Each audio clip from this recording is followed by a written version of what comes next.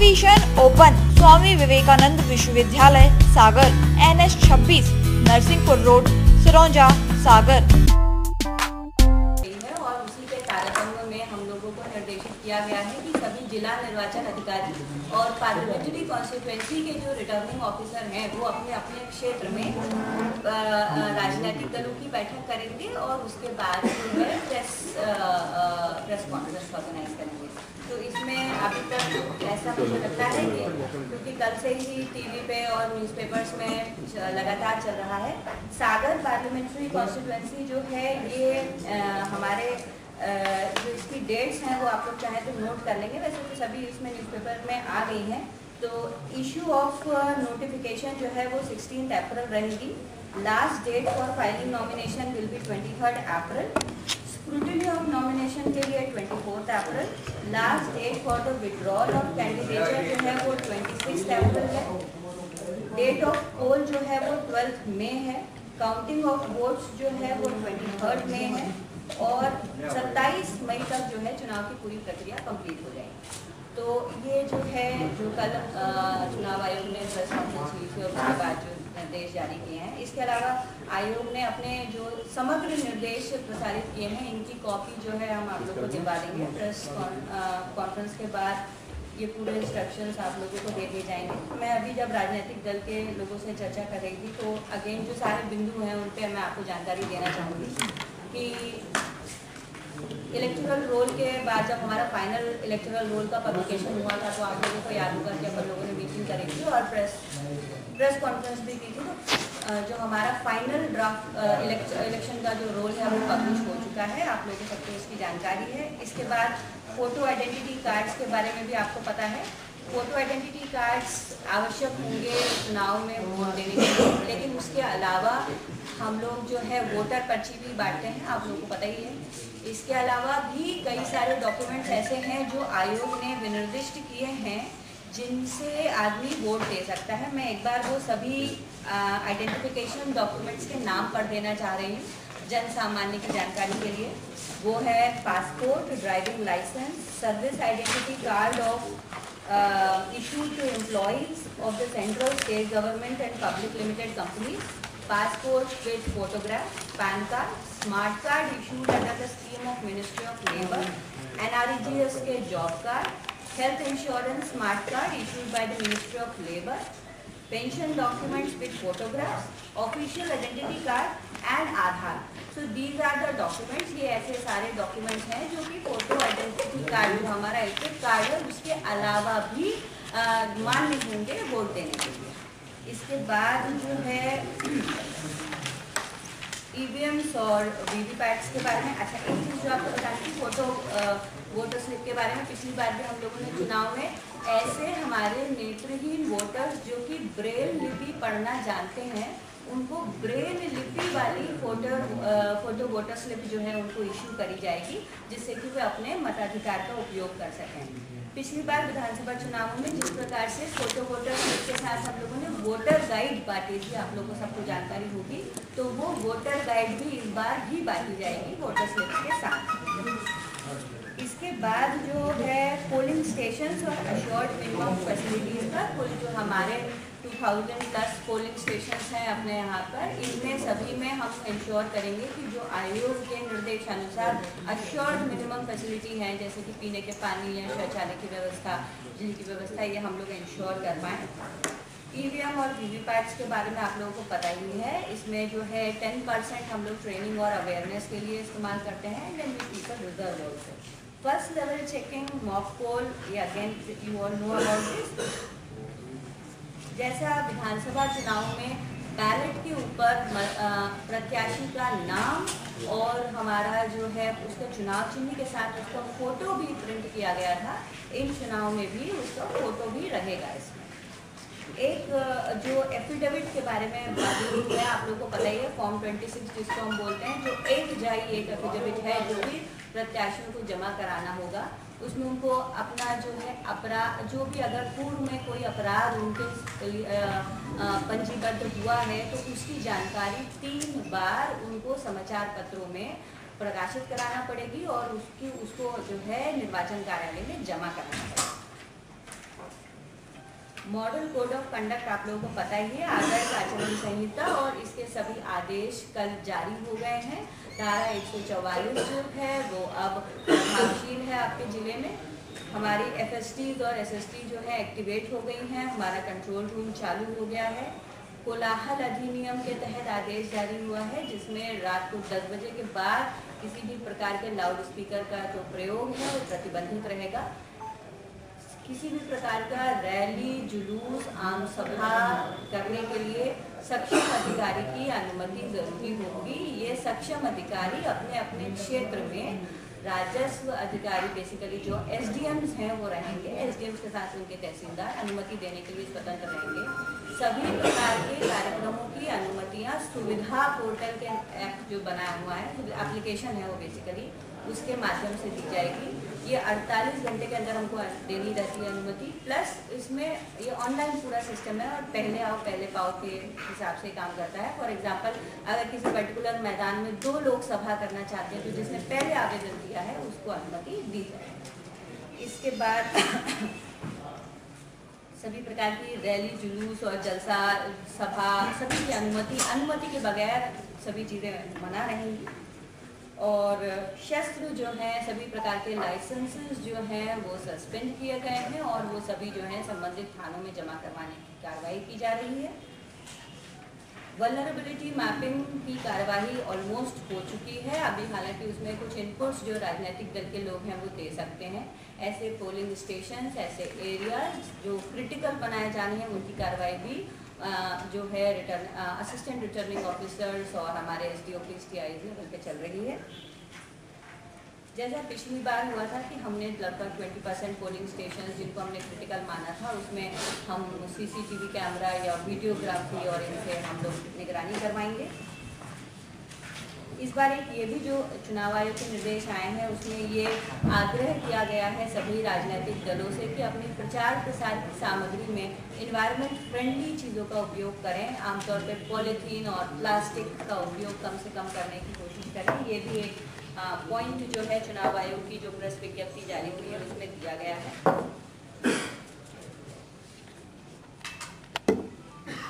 SVEEP गतिविधियां जो हैं वो भी पहले से शुरू हैं, आप लोगों को जानकारी है ही, और अभी और उनमें तेजी आएगी।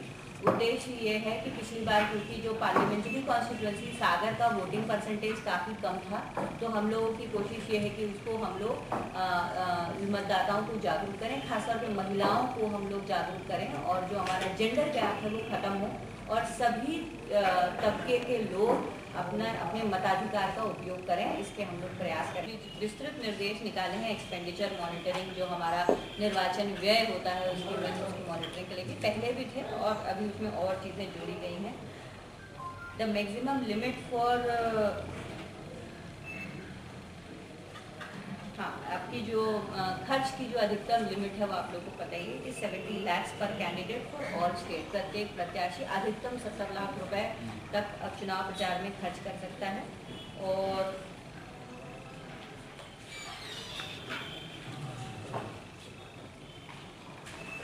सी-विजिल एप्लीकेशन के बारे में आप लोगों को पता ही है, विधानसभा चुनाव में भी इसका उपयोग हुआ था, हालांकि उस समय कम हुआ था। मैं उम्मीद करती हूँ कि इस बार इसका पर्याप्त प्रचार प्रसार होगा। सी-विजिल एप्लीकेशन में जो है शिकायतकर्ता फोटोग्राफ या वीडियो अपलोड कर सकता है, कहीं से भी वो फोटो और वीडियो अपलोड कर सकता है और उसमें जो है विदिन आवर जो 100 मिनट्स उसमें कहे गए 100 मिनट के अंदर कार्रवाई उसमें की जानी है। इसमें एक 1950 नंबर भी है, आप लोगों को पता ही है। 1950 नंबर कंट्रोल रूम का नंबर है, जिसपे जब आप कोई भी शिकायत दर्ज करा सकते हैं, कोई भी मतदाता जानकारी भी ले सकता है, अगर उसके मन में कोई शंका है, कुछ पूछना है, तो उसके लिए भी 1950 जो नंबर है वो डिस्ट्रिक्ट कॉन्टैक्ट सेंटर का नंबर है। इसके बाद हम सुविधा के बारे में मैं आपको बता चुकी हूँ।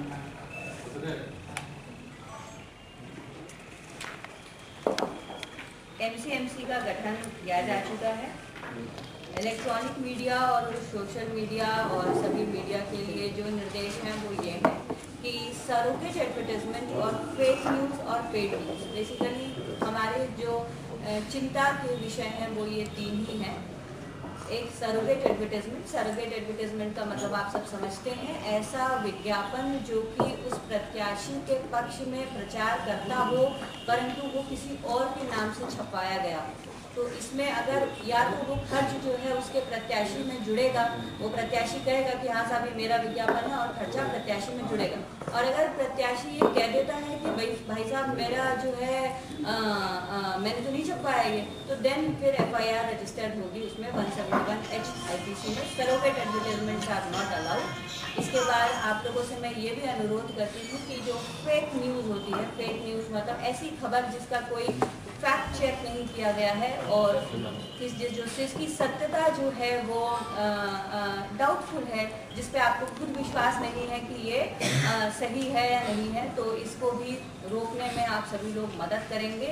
आपको अगर कोई ऐसा मैसेज आता भी है, फॉरवर्ड आता है, तो आप उससे आदमी से पलटकर पूछें कि क्या उसके पास इसका कोई प्रूफ है और तभी उस मैसेज को आगे फॉरवर्ड करें और ये संदेश सभी लोगों को पहुँचाएँ।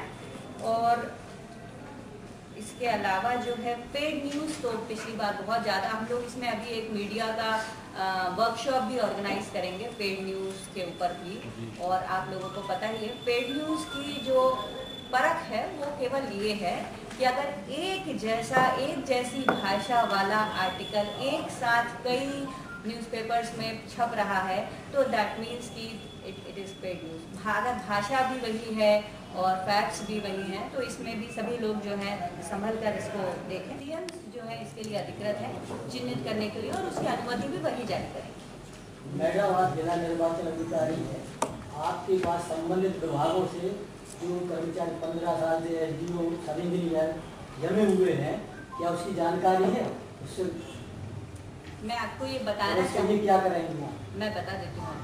जो चुनाव आयोग के निर्देश हैं वो ये हैं कि चुनाव में लगे हुए जो कर्मचारी हैं यथा सामान्य प्रशासन विभाग के अधिकारी जैसे SDMs, डिप्टी कलेक्टर्स और अपर कलेक्टर, पुलिस विभाग के कर्मचारी जैसे SP, additional SP, DSPs, TI, राजस्व विभाग के तहसीलदार, इन पर ये 3 साल वाला प्रतिबंध लागू होता है। शेष अन्य विभागों पर ये नियम नहीं कि चुनाव से पहले इनको सबको किया जाए, ऐसा नहीं। और इसके प्रमाण पत्र दिए भी गए हैं। जिन विभागों के मैंने आपसे नाम लिए हैं, इन विभागों द्वारा ये प्रमाण पत्र दिया गया है। इनके विभाग का कोई आदमी 3 साल से ज़्यादा से एक समय में पदस्थ नहीं है। जैसे अपने यहाँ 2 अधिकारी थे जो जिनको 3 साल से ज़्यादा हो गए थे तो उनका ट्रांसफर हो गया, लेकिन जो अन्य विभाग हैं, कृषि विभाग है या कोई सिंचाई विभाग है, उसका वो इस परिधि में नहीं आता। मैडम आपने बताया 2000 से ज़्यादा पोलिंग बूथ है, पूरा डिस्ट्रिक्ट का बताया आपने, जो लोकसभा क्षेत्र का बताया? ये मैंने डिस्ट्रिक्ट का बताया। उसमें सागर लोकसभा की 5 आती है और 3 दमोह की आती है।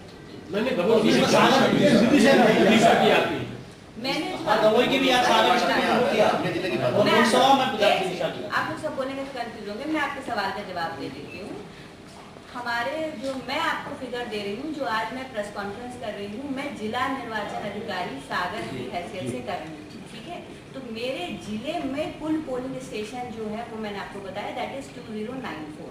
इसमें 5 हमारी जो विधानसभा की जो कॉन्स्टिट्यूएंसीज हैं वो सागर विधानसभा में आती है और 3 जो है वो हमारी दमोह दमोह पार्लियामेंट्री कॉन्स्टिट्यूएंसी में आती है। तो ये जो मैं आपको फिगर दे रही हूँ सारे ये सब मैं आपको जिले के फिगर दे रही हूँ। जब भी मैं आपको क्रिटिकल पोलिंग स्टेशन बताऊंगी, जब भी मैं आपको पोलिंग स्टेशन बताऊंगी, वो मैं आपको पूरी डिस्ट्रिक्ट के बता रही हूँ, ठीक है। काउंटिंग ये जिले की 8 विधानसभाओं की करेंगे आप? हाँ, दमोह की 3 रहेंगी, दमोह की 3 रहेंगी, सागर की 5। पिछली विधानसभा चुनाव में बैलेट और EVM के ट्रांसपोर्टेशन को लेकर विवाद हुए थे, काफी जानकारी है उनको लेकर कुछ है गाइडलाइन? गाइडलाइन पहले से ही थी, गाइडलाइन पहले नहीं थी ऐसी बात नहीं है, गाइडलाइन पहले से फिक्स थी। गाइडलाइन के पालन करना 100%, जब हम गाइडलाइन का पालन करेंगे तो ऑटोमेटिकली सारे इश्यूज सॉल्व हो जाएंगे। यहाँ आर्मी का बहुत बड़ा बेस है, काफी सैन्य कर्मी है और लोकसभा चुनाव में वोटिंग भी करते हैं, तो उसको लेकर कोई गाइडलाइन है? क्योंकि अभी बीच में आपने पढ़ा होगा पॉलिटिकल चल रहे हैं, बयानबाजी के सेना की जो भी मूवमेंट्स रहे उसको लेकर प्रचार चल रहा है। दोनों चीज़ें अलग अलग है जो आप कह रहे हैं। यहाँ जो कैंटोनमेंट एरिया है वहाँ के लोग वोट करते हैं तो उसमें तो कोई ऐसा उसमें कोई रोक नहीं है। आदमी वोट तो करेगा, पॉलिटिकल पार्टीज को वो अलग मसला है। उसके लिए इलेक्शन कमीशन ने विस्तृत निर्देश जारी किए हैं। कल की तारीख में निर्देश जारी हुए हैं, आप हमसे कॉपी ले लीजिएगा उसकी। निर्देश हालांकि पहले से भी थे और इलेक्शन कमीशन ने निर्देश जारी किए हैं। जैसे धार्मिक चिन्हों का उपयोग चुनाव प्रचार में प्रतिबंधित है, राष्ट्रीय प्रतीक चिन्हों का चुनाव प्रचार में इस्तेमाल प्रतिबंधित है, उसी प्रकार से सैन्य जो गतिविधियां हैं या उनसे जुड़ी हुई चीजें हैं, उसके लिए भी इलेक्शन कमीशन ने विस्तृत निर्देश जारी किए हैं। मैं आपको उसकी कॉपी उपलब्ध हम न्यूज चैनल्स के अभी टॉक शो आयोजित होना है, तो इसके लिए अब क्या करना पड़ेगा? परमिशंस के लिए कहाँ? जैसे सभी प्रकार की अनुमतियां देने के लिए अपने अपने क्षेत्र में जो राजस्व के एसडीएम है, अनुभागीय अधिकारी राजस्व, शहरी क्षेत्र में सिटी मजिस्ट्रेट को अधिकृत किया गया है। जो ऑर्डर्स जारी किए गए हैं 144 और बाकी सारे, वो उनका एक सेट अगर आप लोग ले लेंगे तो वो ये भी लिखा है मैंने कि कहाँ पे अनुमति कौन देगा, तो ये दिस इज वेरी स्पेसिफिक। ये मैडम पिछले बार विधानसभा में पर्टिकुलर कुछ अखबारों के लिए विज्ञापन को अपराध वाले छापने के लिए दिया गया था, जनसंपर्क में यहाँ से कलेक्टिव। इस बार ऐसा नहीं है, इसमें ये है कि जो अखबार सबसे ज्यादा प्रचार प्रसारित होता हो उस अखबार में छपा। पहले क्या था कि वो नेशनल न्यूज़पेपर और स्टेट न्यूज़पेपर का था, अभी स्टेट न्यूज़पेपर में छपवाना पर्याप्त होगा, मतलब ऐसा समाचार पत्र जो पूरे राज्य में प्रकाशित होता है पर्याप्त। पर्टिकुलर ये तो नहीं केवल लिस्ट जारी हो जाएगी इन्हीं अखबारों को देना है, लास्ट टाइम विधानसभा में ऐसा हुआ था कि कुछ। हाँ, इस बार ऐसा जो जनप्रतिनिधि हैं जो शासकीय वाहन का उपयोग कर रहे हैं या उनको सुरक्षा मिली हुई है, तो उनकी सुरक्षा पूरी विड्रॉ हो गई है या वाहन सभी उनके जमा हो गए हैं? सुरक्षा विड्रॉ नहीं होती है, या समझे, सुरक्षा जो भी जिस कैटेगरी की भी सुरक्षा जिस भी व्यक्ति को दी होती है, चाहे वो जनप्रतिनिधि हो ना हो कुछ भी हो, अगर सुरक्षा होने की वाई कैटेगरी की है, जेड कैटेगरी है, जेड प्लस कैटेगरी है, तो वो सुरक्षा उनकी एज इट इज रहती है। वाहन वगैरह के संबंध में ऑलरेडी निर्देश जारी हो गए हैं और सभी शासकीय वाहनों का उपयोग जो है वो राजनीतिक गतिविधियों के लिए किया जाना प्रतिबंधित। एक कमेटी होती है, जिला स्तरीय कमेटी होती है, जिसमें कोई भी व्यक्ति आवेदन दे सकता है और उसके आवेदन पर एसपी और कलेक्टर उस समिति में होते हैं। उसमें हम लोग सोच कर ये निर्णय लेते हैं। सिक्योरिटी थ्रेट पर डिपेंड करता है। देखिए, अगर किसी व्यक्ति को सच में जान का खतरा है तो हम लोग इस पर निर्णय ले सकते हैं, परंतु मेरा जो पिछला अनुभव है, बैंक के कर्मचारियों और बड़ी इंडस्ट्रीज के जो सिक्योरिटी गार्ड्स हैं, ऐसे कुछ एक उसको छोड़कर अदरवाइज हम लोग अलाउ नहीं करते हैं। बट स्टिल उसमें ये सुविधा है, इलेक्शन कमीशन के निर्देश हैं कि कलेक्टर एसपी की उसमें एक कमेटी है और कोई व्यक्ति अगर उसको ऐसा लगता है तो वो आवेदन दे सकता है, उस आवेदन पर निर्णय लिया जाए। ये पूरा दल काम करता है। मैम, पिछले विधानसभा चुनाव के समय पर टिकट घोषित नहीं हुए थे, उसके पहले प्रचार प्रसार होने लगा था राजनीतिक पार्टियों द्वारा, तो ये खर्चा किसमें जोड़ा जाएगा? राजनीतिक दलों के खर्चा। मैडम, विधानसभा चुनाव और लोकसभा चुनाव की तैयारियां हैं, तो एक बड़ा अंतर है, सब पहली जैसी व्यवस्था है। पहले election preparedness is about following ECI's instructions. चुनाव की तैयारी का मतलब है निर्वाचन आयोग के निर्देशों का अक्षरशः पालन। जो इंस्ट्रक्शन विधानसभा चुनाव में भी वही था, अभी भी वही है, वो वैसे के वैसा होगा। जो इंस्ट्रक्शन पहले अलग था, अभी नए निर्देश आ जाएंगे तो नया होगा। हमें इलेक्शन कमीशन के निर्देशों का पालन करना है। मैडम, इस बार पिंक बूथ की क्या पोजीशन है? पिंक बूथ पिछली बार मुझे बताया गया कि 24 बूथ ऐसे थे यहाँ पे सागर में जो कि पिंक बूथ बनाए गए थे। इस बार भी हम लोग कोशिश करेंगे कि हम लोग जो है नंबर उसे बढ़ाएं। मेरा व्यक्तिगत अनुभव ये है, मैं पिछली बार यहाँ नहीं थी, लेकिन मैं जहाँ थी महिलाओं ने बहुत बढ़ चढ़ कर हिस्सा लिया। जब मैं पहली बार उनकी ट्रेनिंग में गई तो थोड़ी सी दुखी थी, थोड़ी परेशान थी, कह रही थी क्यों हमने कभी ड्यूटी नहीं करी, हमको क्यों लगा दिया आपने।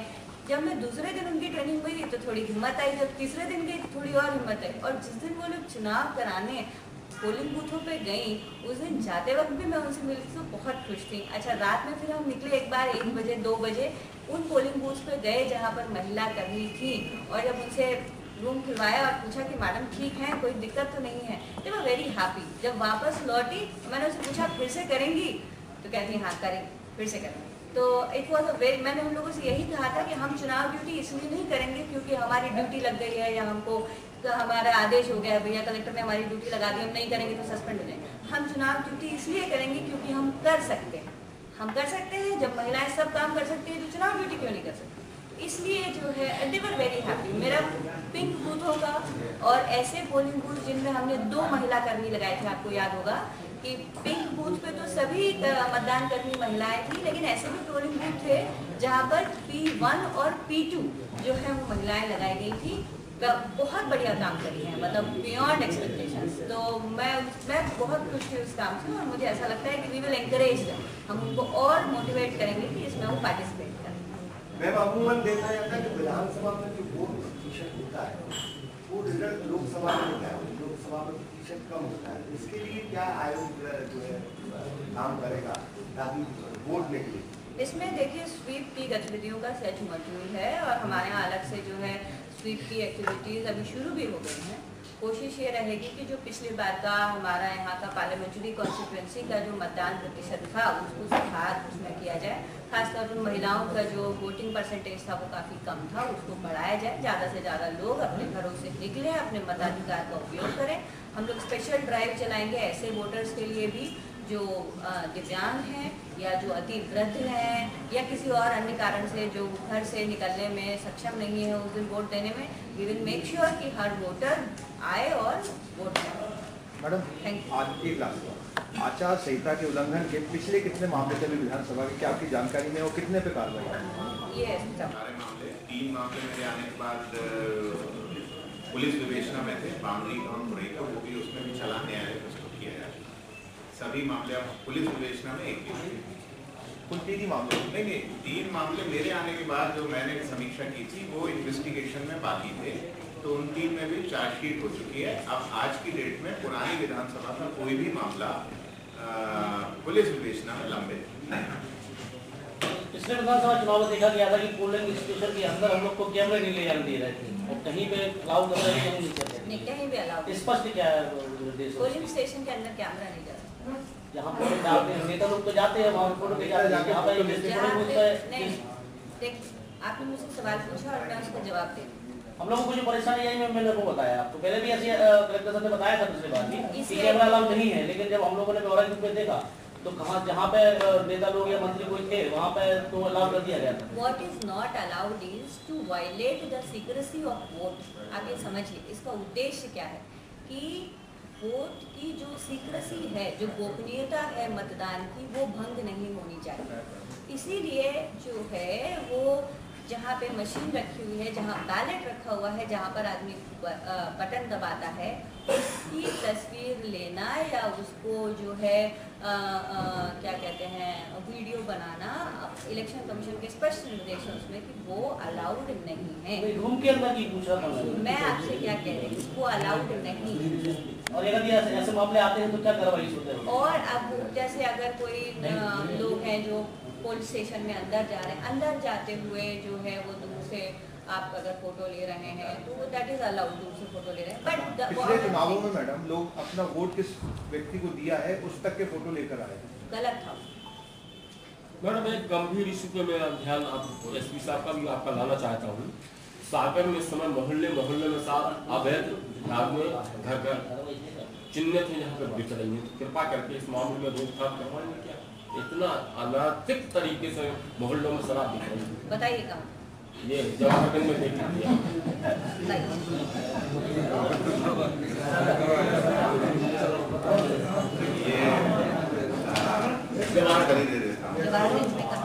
हमारे घर के सामने दैनिक सागर प्रेस के बिल्कुल सामने आपके थाने वाले के लिए लेने के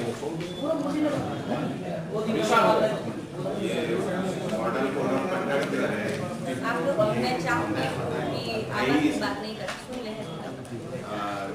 इसमें जो है किसी भी, जैसे मैडम ने बताया, डीलर ऑर्गेनाइज लगेगा और जो इन्फॉर्मेशन खैर आपने दी अभी, और ये आपको दिख ही जाएगा। कल भी रात में काफ़ी ज़्यादा कार्रवाइयाँ हुई और इसको लगातार हम आज से और कड़े से कार्रवाई करेंगे और आबकारी हमले को भी मैडम ने निर्देशित किया, वो प्रखंड से भी करें, पुलिस भी करें। नाम ले लीजिए, बिल्कुल आप दीजिए। मैडम थोड़ा सा जो एक सवाल और था, नाम मुझे सर जब भरने जाते हैं हम लोग फोटो को दे सकते हैं,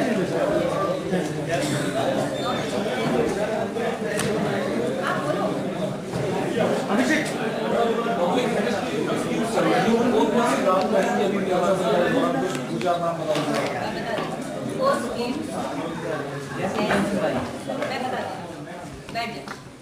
भी नया काम नहीं हो सकता, भले ही बार अगर उसका टेंडर हो गया है, लेकिन अगर वर्क मौके पे स्टार्ट नहीं हुआ है तो वो काम स्टार्ट अब नहीं हो सकता। लेकिन जो काम ऑलरेडी स्टार्टेड है वो चलता रहेगा।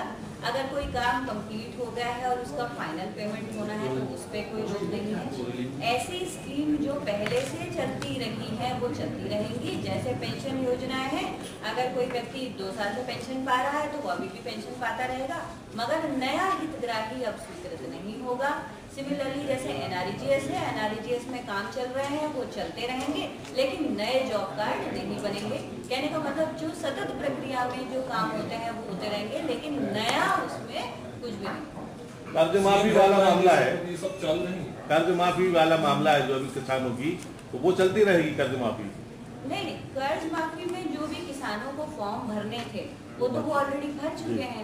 कोई नया फॉर्म अब भरना नहीं है, पोर्टल तो पहले से ही बंद हो गया है। तो अब तो जो है वो जो शासन से अगर किसी के खाते में पैसा डल रहा है नहीं डल रहा है, अभी वो यहाँ जिला स्तर पे एनीवेज कर्ज माफी का भी कुछ नहीं चल रहा है, सब वैसे भी होगा। सीएम हेल्पलाइन वगैरह ग्रीवांस रिड्रेसल में जन सुनवाई और जहाँ पे हम लोग बैठ के आवेदन लेते हैं वो अब बंद रहेंगे। सभी प्रकार के ग्रीवांस रिड्रेसल फोरम बंद रहेंगे।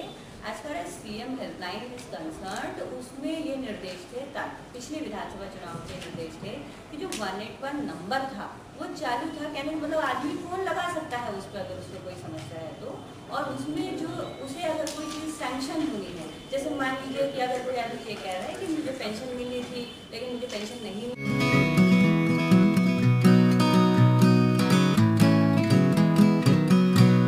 एडमिशन ओपन स्वामी विवेकानंद विश्वविद्यालय सागर।